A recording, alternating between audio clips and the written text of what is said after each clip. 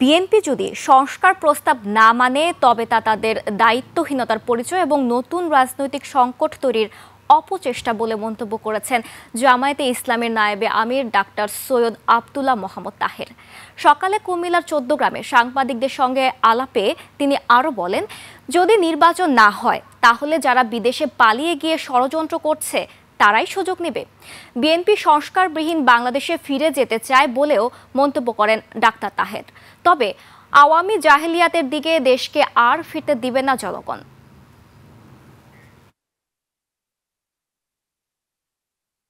এখন বিএনপি যদি সংস্কার না মানে, সংস্কার না চায়, তাহলে তাদের কমপক্ষে দায়িত্বটা ছিল যে সংস্কার প্রসেস শুরু হওয়ার আগেই তারা বলতো যে আমরা এই কমিশনে অ্যাটেন্ড করবো না, আমরা এটাকে বয়কট করছি। তো তখন বিএনপি ছাড়াই যদি হইতো নাহলে হতো না। কিন্তু এতগুলো সময় নিজেরা থেকে কথা বলে আমাদেরকেও একসাথে করে আমাদের সময় ব্যয় করে আমরা একটা জায়গায় পৌঁছেছি।